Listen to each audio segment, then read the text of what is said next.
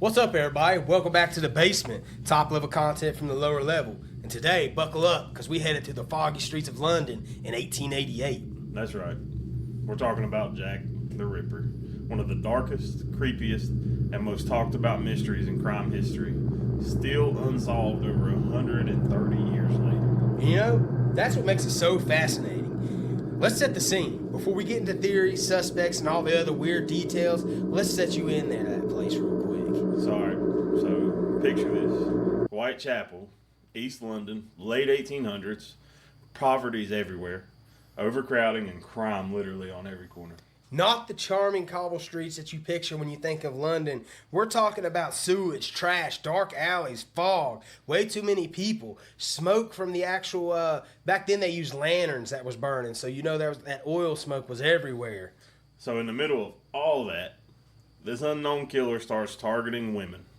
And this is not just any murders. These are absolutely brutal. To the point the newspapers can't even print the details of these murders back then. Let's think about that real quick. They were literally hanging people in the streets, and then France was using the guillotine up until like the 1970s. Yeah.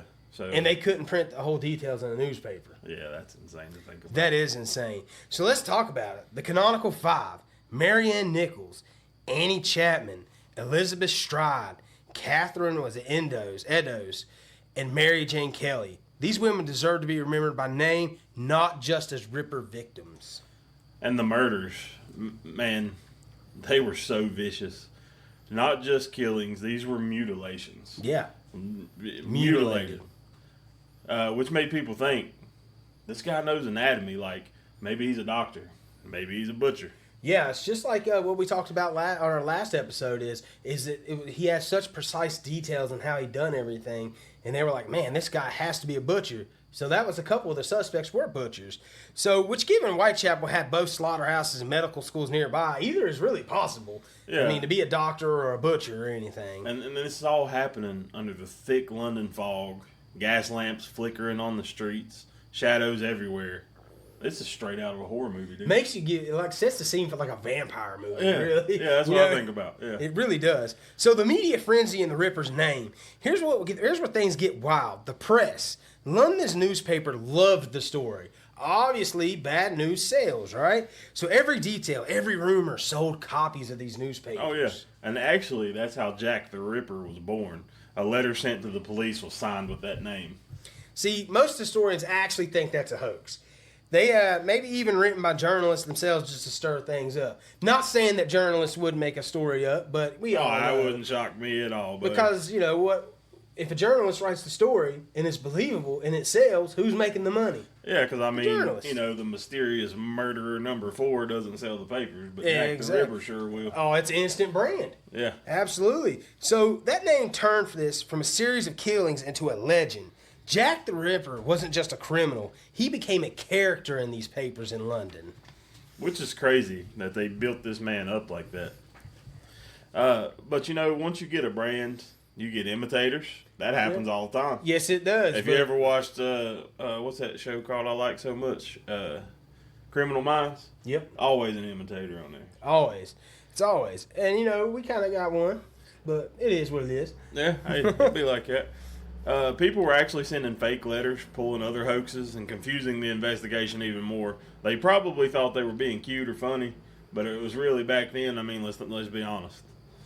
You know, we didn't have all the social media, the cameras, the phones, the knowledge also of investigation that we have now. Obviously, you know.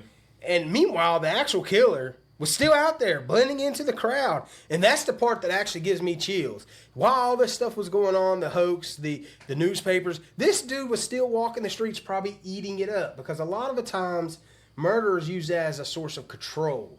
And he's like, I got control of all these people right now. So it was just feeding into it. Man, on Criminal Minds, they be catching a lot of killers because they got to revisit the crime scene. They do. It's actually a proven fact that a killer will revisit that site.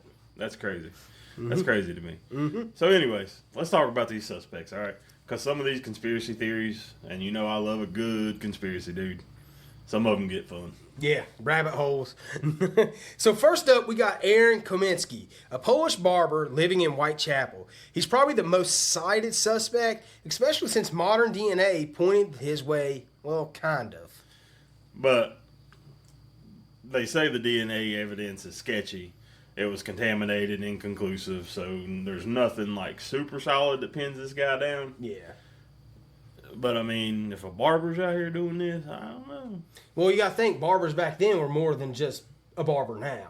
Well, that's true. They've done dentistry. They've done everything. That's true. That's true. So, and they had straight razors. Yes, well, I mean, I go to a barber every now and again. I need to go one now, but this got the straight razors.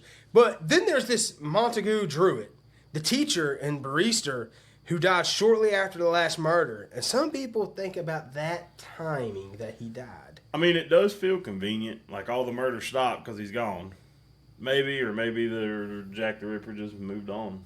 You know, I actually read a story one time that, and this is another conspiracy, that Jack the Ripper that moved from England to America because there was another guy that started killing in the same way in America right after it stopped killing in England. But that's another story we could deep dive into. That's crazy. Yeah, absolutely. I read that story and I was like, whoa. So that might be our next true crime episode. We'll look into that guy. But then, of course, the royal family theory.